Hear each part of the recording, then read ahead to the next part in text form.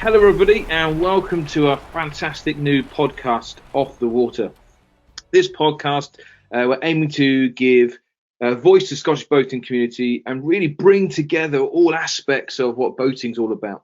And this is brought to you by the national governing body, RYA Scotland. In our podcast, we'll cover a wide range of topics that will be aimed at keeping everyone up to date and connected while discussing the key hot topics for sailing and boating around Scotland. So today, this is going to be a roundup of what we've been up to since lockdown. We're going to share some places to get some information and some key top tips. Hopefully, we're going to share some positive stories and gain some insight across the community. We just wanted to put a quick wee disclaimer out there that the views expressed in this podcast are of our own and our guests. So if you've got any comments or complaints, please get in touch via the contact details in the episode bio. Clearly, it's a really difficult time for many, and our intention is to provide some useful information and some lighter, more positive news around the activities that we love. So, my name's Jack. I'm one of the co-presenters. I'm a coach assessor and I'm RYA Scotland's Regional Development Officer. I like all aspects of boating. I've done all aspects of boating, but I do have a bit of a competitive side. I like a challenge. And I'm Nikki. I'm the other co-host. I'm the Coach Education Manager here for RYA Scotland. I'm also a coach assessor, and I've moved towards more of the cruising side and spend a lot of time going and exploring different parts of the west coast of Scotland. We've been talking about creating a podcast for some time now, so whilst in lockdown we decided to give it a start. Well, I think it's probably safe to say we were volunteered to take on the role of host by our comms team of Claire and Mark, who are listening in and making sure that we keep it going and we don't say anything we shouldn't. So with this pod, we've been looking at now for some time to different ways that we can connect the boating community, and are always keen to explore new and creative, engaging ways that we can get people involved. We want to offer something a little bit different, something that you can listen to and get away from those screens. We want to bring a roundup of activities, look ahead at the new opportunities that are going to come up, share some fun and interesting insights and stories. And ultimately, we want this platform to showcase everything that boating has to offer. We want to bring together people from across the country, from different areas of our sport and activities, from small dinghies to potentially super yachts, and include elements from canal boating and windsurfing. Over this series of podcasts, you'll hear from our whole team, and we will also bring guests in to talk about different topics.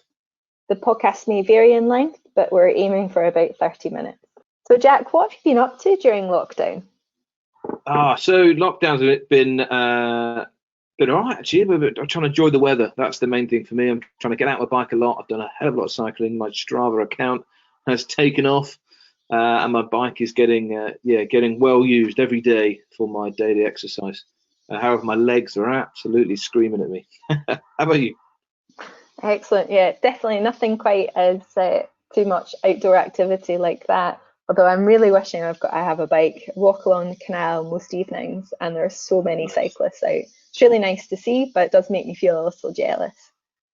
I think I've been spending my time mainly on DIY in the house. It's time to work on a few small little projects and keep things going.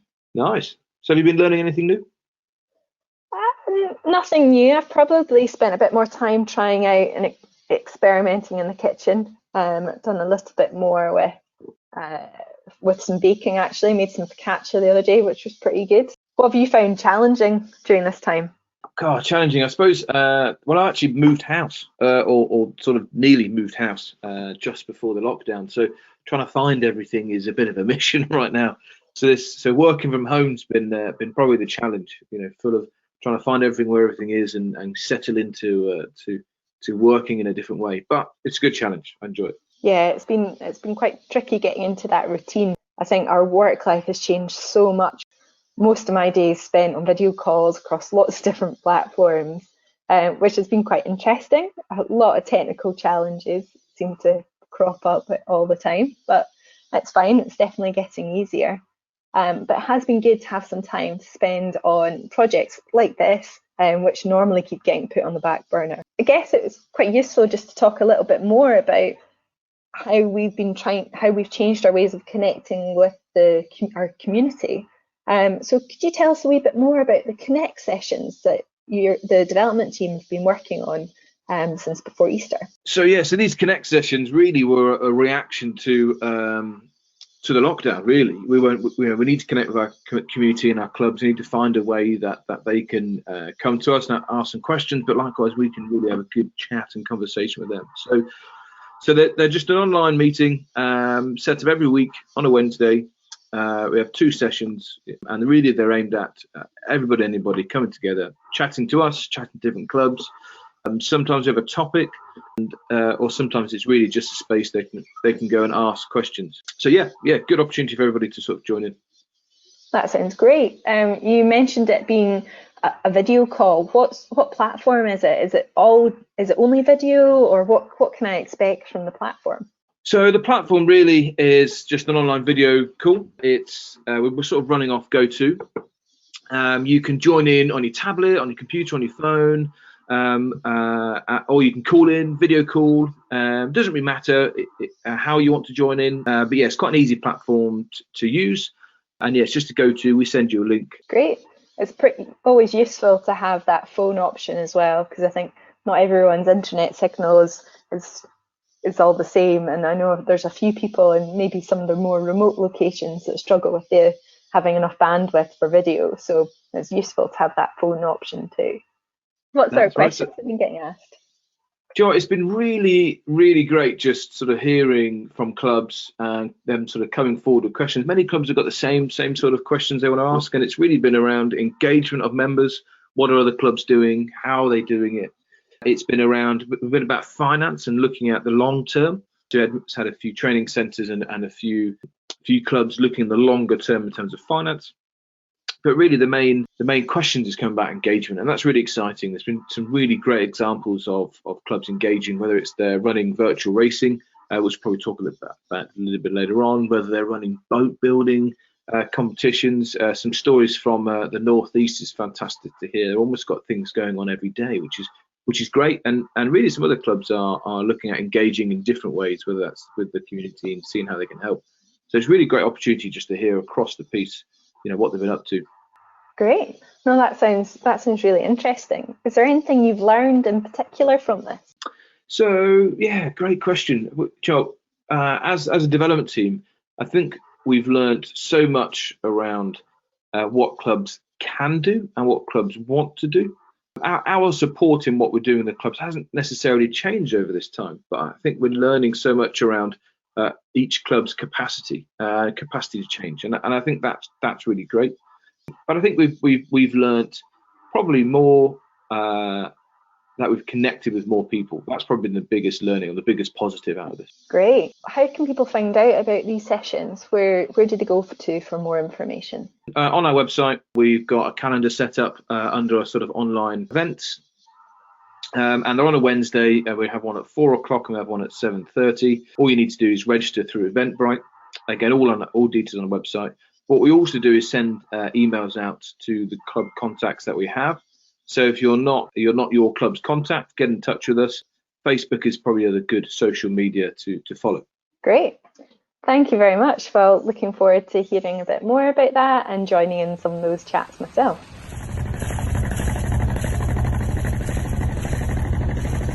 So we're gonna move on and talk about a bit of cruising, Nikki. This is your part of ship, as the word. Yeah, well, kind of. So I guess the last couple of years, quite enjoyed cruising around the West Coast and going off on adventures when possible.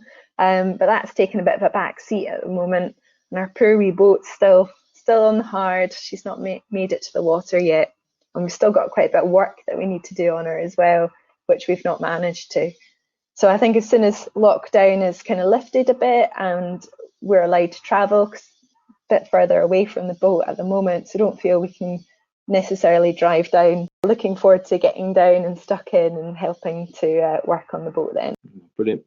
So what's involved in our cruising topic? I hear you've got an interview. Yeah, so I'm going to be interviewing Stuart Carruthers, who is the RYA Cruising Manager from head office.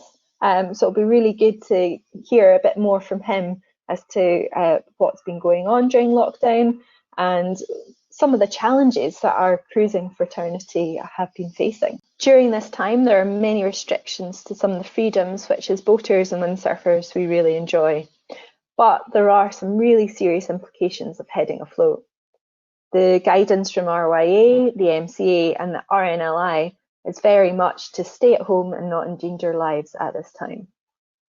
With boats not returning to the water over Easter and the potential dire effects of the pandemic on coastal tourism, many of the island communities remain isolated and cruising sailors are advised to stay away to stop the spread of potential infection. However, there have been some cases of sailors who have been at sea when the lockdown came into force, and I've been looking for safe havens with a number of stories in the news highlighting some of the difficulties. The Caribbean is soon to experience the hurricane season, and some boats may be transiting back home, with reports of limited ports opening under strict quarantine conditions. We caught up with the RYA Cruising Manager, Stuart Carruthers, to gain some advice.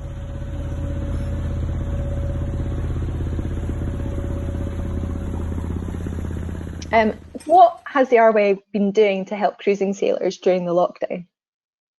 Well, what we've been trying to do really is clarify where cruising sailors stand. And I think there's been a lot of confusion between what the guidelines that the government has produced say and what people legally are allowed to do.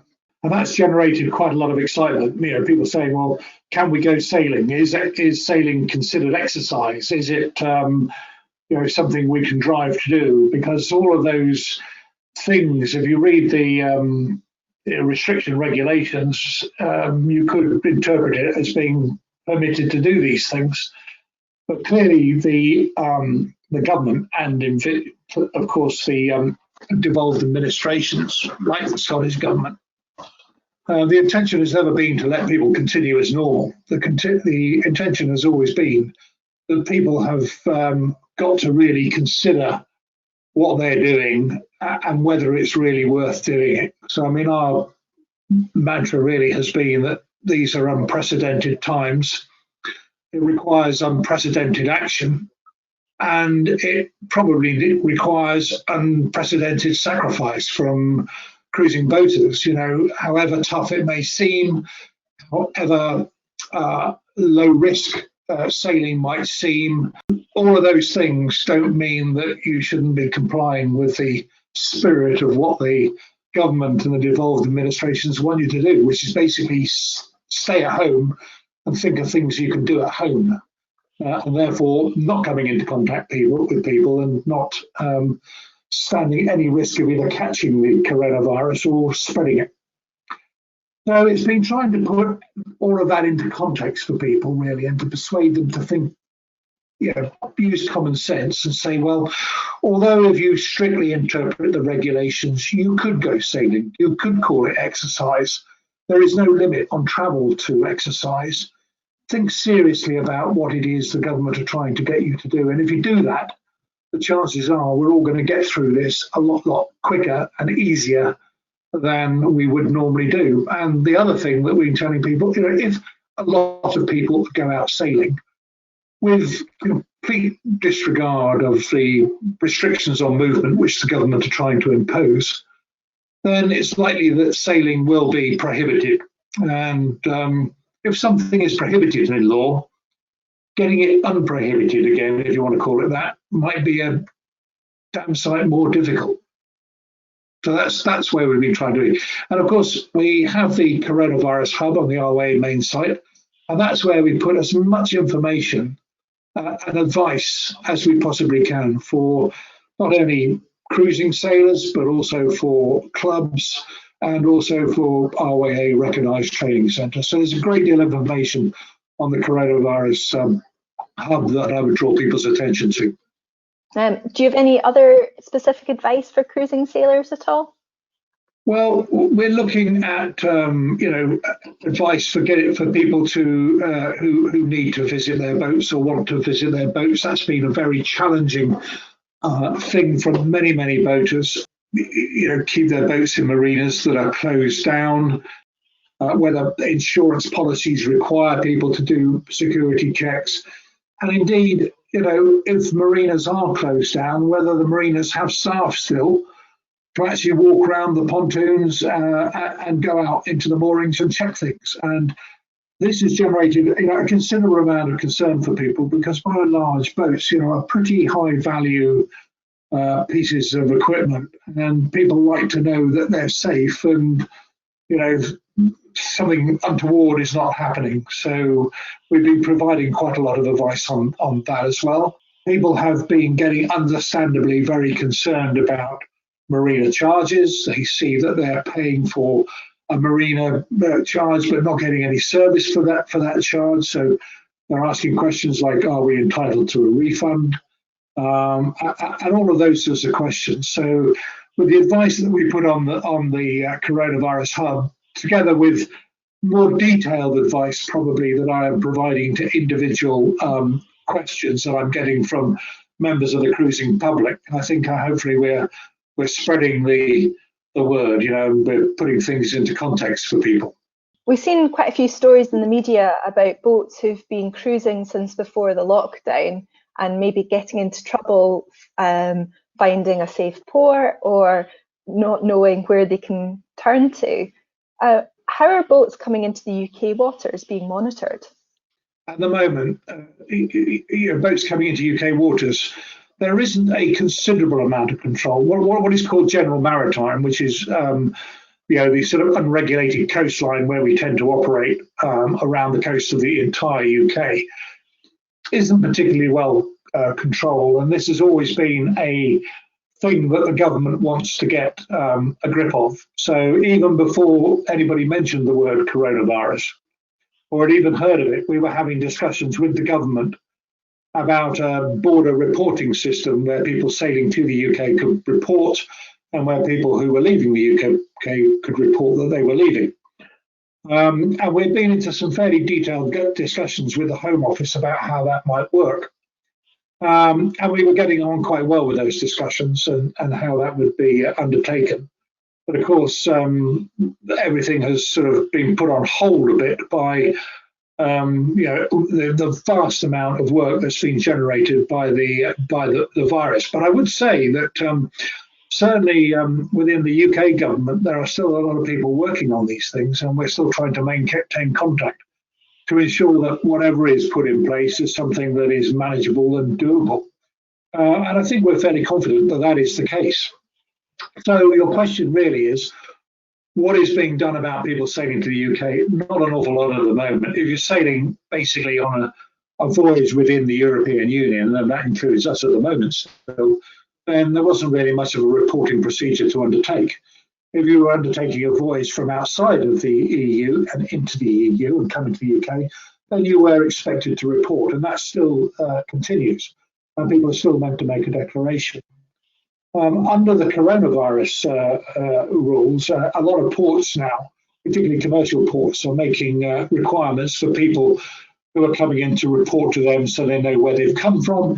And if necessary, they can be then directed to a berth or an anchorage where they will undertake quarantine precautions. So there's a lot of that going on. However, there are a number of ports that have closed their doors, if you like, and are not accepting boats coming in. And that is going to be increasingly more difficult for boats that are planning to return from the Caribbean, where there are particular problems with the hurricane season coming up and people not being able to find places to leave their boats ashore to proof them from the hurricane, into hurricane lockdown measures or whatever. That's a massive area of concern for people who are on lockdown. And of course, it is for people who set off before the coronavirus. Some of those people have been out of contact for quite a long period of time, suddenly to find that when they get to where they want to go, they can't just go alongside and report in and carry on as normal. They're being turned away. That is becoming a problem that we're becoming more and more aware of. And not only in places like the Pacific or in the Caribbean, it's as near to home as Portugal and Spain. And I've heard some pretty shocking stories from people who have had real problems, even just going ashore to buy food in places like Spain and being told to leave and go home. Well, if you haven't sorted your boat out for a 2 or 3 week voyage, and you can't because you're not allowed to go ashore, but you're being told to leave the waters anyway. It's putting people in some very, very awkward situations. And, it's particularly difficult for those people at the moment, and not a lot that we as the RYA can do for them, unfortunately. I should make it clear that we are aware that people are having problems, and we have written to the government to bring the matter to their attention. Government has made a big play about getting UK nationals and residents back to the UK who want to get back here, and has been laying on flights. And we have made a fairly forceful demand upon them not to forget the fact that there are citizens and residents who are on blue water boats who equally need that assurance that they're going to be looked after. It's very easy to forget about these small groups who are otherwise, extremely independent and are quite capable of looking after themselves and being in isolation for extreme periods of time by comparison to maybe other people, in society. So they're a pretty independent lot, but unfortunately, when you're denied access to ports, and can't get in to sort out your boat and can't sort out your rationing, then that is a particular problem that people are facing. If any RYA members have a question about cruising, how do they get in contact? Email cruising@rya.org.uk, but please read the Coronavirus Hub. You might find all the answers you want there at the moment. Perfect, thank you very much. And we'll put the link to the Coronavirus Hub in the episode bio as well, so that people can easily access it there. Yeah, that'd be good. Great. Well, thank you very much, Stuart. That was brilliant. And hopefully we'll be able to get out on the water soon. Hopefully we will. That's something we're working on, is a return to sailing strategy at the moment. So that's something that we're thinking about. Well, a return to work and a return to sailing strategy. And we're early days at the moment, but we haven't forgotten it. We know it needs to be done, and we're getting on with it.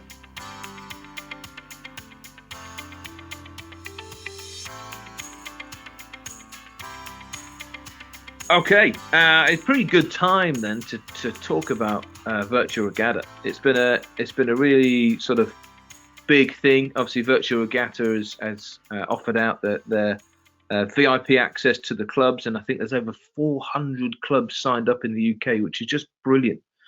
So I thought what we could do, since we've got Mark on the line, a bit of almost our Virtual Regatta guru at RYA Scotland, is to get some insights. So Mark, how you doing? Hey, Jack. Not that addicted to the racing. I think I managed to have you last time, did I not? Yeah, I think you're putting more time on this than you're letting on. I might have clocked that you're online earlier this morning. You've done a bit of practicing. Well, little race every now and then. Got to get my credits up. So, Virtual Regatta, it's kicked off. There are 400 clubs signed up. Could you give us a bit of insight then to really what is it? Well, it's been around for a few years, Virtual Regatta. It's authorised by World Sailing as the official eSailing championship, available globally, with European World Championships events happening alongside big events. Like we just had a virtual SPI West going on. But of course, that happened last year as well, as a method to try and engage external participants and spectators in a sort of different world and into the games world. It's actually very realistic for both strategic and tactical racing. So it's quite fun where you put the boat on the race course, and it gives a good realistic feel on that tactical area. Obviously, there's no people on the boats, so the pulling in and out the sails seems really, really easy. But actually, the placement of where you are, seeing gusts and lifts and using the compass and where you are relative. What's your what do you enjoy most about it?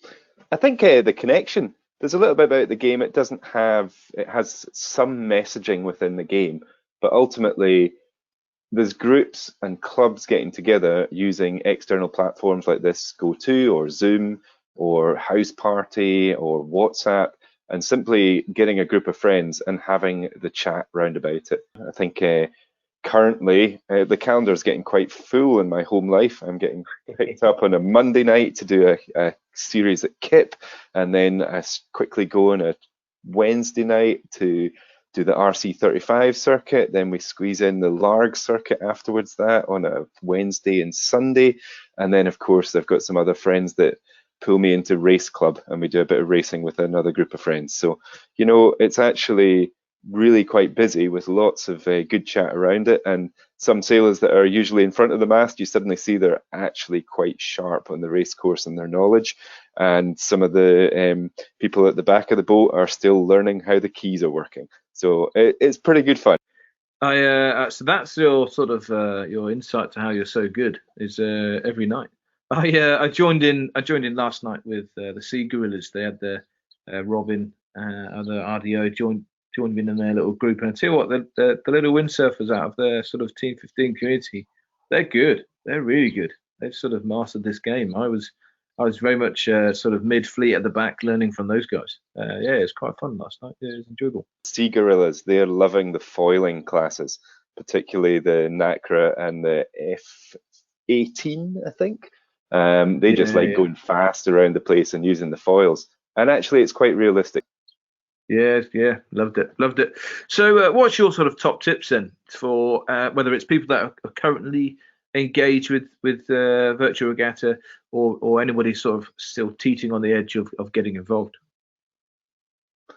I think practice among friends so that you've maybe got a little group of you who can share a few insights. I think like anything else, well, I personally learn from others quite a lot. So when we've got a little group on and people are talking about wind shifts or just talking about how some of the indicators within the actual app, platform work, you gain little insights about how people are getting ahead, whether they're in pressure or whether or not it's the shift that they're using correctly. And so that gives you a bit of fun and you just learn, practice. There's some great videos that RYA are putting out every Saturday. There's some top tips on VR that Adam McGovern is putting out. Each race lasts maximum of 15 minutes. Within an hour, you can get a good 4 races in, a nice little circuit, and yeah, it's good fun. It's nice to be able to connect with sailing, and a lot of people just looking forward and taking that learning they've got on the computer onto the water again. That's the thing, the bit I like about that as well. It's sort of 5-minute races, but you can really get a good insight into maybe some tactical things or starting or boat on boat. And a bit I think I like about the app is with your tips is that it tells you what rules and things you're potentially infringing or whatever. So it is a really good tool for that, isn't it? Absolutely, and I've seen a number of our coaches working with some of our academy sailors through this, and using the coaching mentality just to get the sailors to think about what they could have done differently or where they could have improved in certain races. And I think that's really useful. It's a good tool just to keep your mind in the actual game. Obviously, there's no physicality to pulling the spinnaker up. The only difference in the offshore racer is it takes 5 seconds over maybe a NACRA that's only 2.5. But ultimately, we know that means a lot more effort. So, built in with a bit of a fitness regime round about it, I think our sailors can be well prepared for when we do get back afloat. Yeah, absolutely. So with the Virtual Regatta, we've got some things coming up. The RYA's Spring Club Championships Grand Final. We're going to have a regional final on the 16th of May, and then our Grand Final, or the National Final, I should say, on the 30th of May. So they're the sort of other regional and national things coming up. But there are so many clubs really engaged in this on an evening and weekend. Club racing. It's really great to see. I was saying 400 clubs involved. It's just fantastic. Thanks, Mark, for your time. Fully appreciate that. Yeah, thanks, Jack. There's quite a few people using Virtual Racer at the moment, and one of them, actually, a really good little sailor we know, Luke Patience. He just managed to win the Lockdown Cup. Hi, Luke. How are you? I'm good, mate. How are you doing? I'm all right. How's the wee Pearl been doing this week? Well, I've put a few miles under my belt in that wee boat, actually. Yeah, it's grand. It's grand. I'm just off the back of the Lockdown Cup final there, which I managed to take the victory. So I'm happy at the moment. I'm ready for my next challenge. And how do you find it? How do you find this virtual racing? It's really, I find the whole thing interesting because I never would have thought at the start that it would be anything that's worth diving into that could actually make your brain think and make your brain relive real moments that you would do in this sport itself. But it does. It does. Like I've switched my brain on, and I'm genuinely thinking about the line bias. I'm genuinely thinking about, have I got time to get a few boats off my windward quarter to get a tack in and get back into the middle of the course where the risk is low? You know, all these things that go through your head in real life in the sport. It's kept my brain thinking about it, and the more I play it, the more I realize two things. One, it genuinely replicates some, not all, but you know, some race decisions that you have to make in the real world. And two, it served as a really cool kind of a cool tool to just keep that ticking over, you know. And so lockdown is I'm racing my way through lockdown at the minute. But of course, that comes with a bit of balance of a nice bit of fitness as well, I guess. I don't want to get square eyes and sit in front of the computer too long. You know, I don't want to cheat the system and practice more.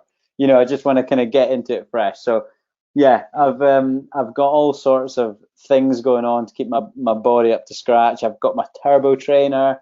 I've been out on my road bike a lot. I use the turbo trainer for my hard interval sessions, and I get out on the road when it's good weather. And probably like most people, I've built a homemade gym in the garden, which consists of bits of wood, heavy rocks, and bags full of baked bean cans, and lift them as hard and as fast as I can. So there is a balance there. You kind of do one or the other on its own.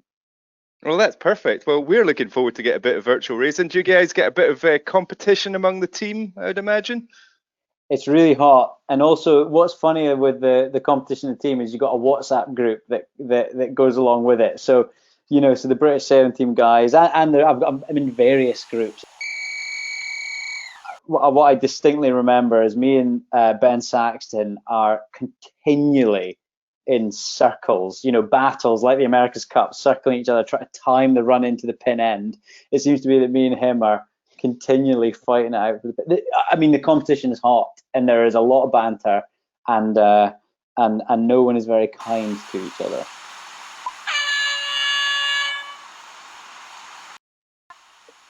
Yes, so look out for the team on the virtual race course, and of course some of us are also taking part in different events over the next few weeks. Our performance team are usually reaching the peak of their training just now following the winter academies. However, that's changed a little bit with our new environment. But the academy sailors have been pretty busy over the last few weeks, which has been really good to see, just in a very different way. I thought we could find out a little bit more about what they've been up to, and also take the opportunity to introduce Kate, our performance sailing officer and our newest member of the team. So Kate, this is probably a very interesting time to start a new job. The last couple of weeks I have been on leave, and I surprisingly found myself pretty busy. I felt it really flew by.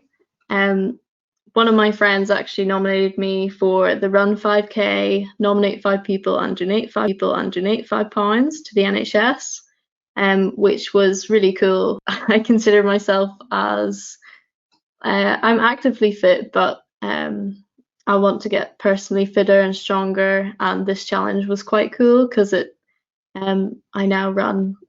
I've been keeping busy that way. And I try to do a 3K or 5K run before work, just depends how I'm feeling. Yeah, it's been quite hard, but I'm trying to push myself. So, but we'll see. Yeah, in regards to RYA things, I have really been focusing on sailors and parents at home. I've been engaging with them through the Hive Learning, which is like a shared online workspace for coaches and RYA staff to post resources for sailors to look into. Our sailors are thinking about different things that they can take part in, and we've been doing things such as weekly Friday challenges. Some of them include build your own boat, virtual regatta racing tips, the power of practice. We also have our VR Spring Champs coming up this Saturday, the 25th. And it should be listed under event. Other things that's happening is the British sailing team have been releasing a lot of content, hashtag sail from home. Oh, cool. What is Sail from Home? It sounds quite interesting. Sail from Home is run by the RYA's YouTube channel and sailing team's YouTube channel. They've been running some really fantastic stuff, not only for adults and youth age groups, but also aiming at juniors, which I think is really important as there's still so much for them to learn. Cool. So what sorts of things have been posting? Different days, or what's it all about? You'll find on the RYA Sail from Home a range of activities, from eSailing tips to kids lockdown activities such as knot tying and a bit of theory in a fun learning way. They're also doing top 10 tips for unlocking funding, which is aimed at sailing clubs and stories from sailing legends. The British Sailing Team channel runs videos from Monday to Thursday, and the Mondays are focusing on their world champ sailors and their performance team, such as Anna Burnett and Luke Patience, and they discuss their journey about the Olympics and kind of the bumps in the road along the way. It's really interesting because a lot of people think that, I think people don't understand difficult it is to get into the Olympics. Not difficult, but in terms of, like, how do I say this? People make mistakes all the time, and I think a lot of junior sailors or young sailors think that, you know, it's not okay to make mistakes, but actually it totally is, and these people have made mistakes before and they've learned from that, and that's great, and that's how they got there. So I think listening to those is really good, and it's quite encouraging as well, because they tell you all about it and that sort of thing. Other things that they're doing is Tuesdays are aimed at weather theory, which is run by Simon Rowell, the meteorologist for the British sailing team. And this week they've also started on tactics by Mark Russell, and also the author for the RYA Tactics book. Fitness activities are run on Wednesdays, which looks into routines, and it's run by Chris Sedlak, how to structure your own physical development. And Alex Hobson, the strength and conditioning coach, discusses this. And then they're also doing Knowledge Thursdays, which really ranges from windsurfing tips to downwind techniques and mark decisions. And these are discussed by RYA coaches Rob York, Alan Williams, and James Gray. So there's definitely a lot to learn about, and there's a range of things for different age groups, which is great. Wow, and they've got some really good names coming in and running some of these sessions. I mean, Mark Russell really is kind of the guru on tactics and strategy. It's going to be fantastic. I really agree with you about those kind of bumps in the road, and hearing about the mistakes that every sailor makes. No one has a perfect journey through their sailing career. So I think you're right. You talked about the whole sort of the range. Who's it all aimed for? In terms of the RYA channel and the British Sailing Team channel, I think they're doing a really good job at looking at the bigger picture. They've definitely made such a big effort to look into the activities for kids, theory for all ages, maintenance, and the fitness levels. I think the content they're making is really for everyone who loves to sail, no matter what age you are. I think there's definitely something that can tweak your interest if you haven't the British Sailing Team's YouTube channel and the RYA channel. There's a lot of stuff coming up each week, so you can tune in and check it out.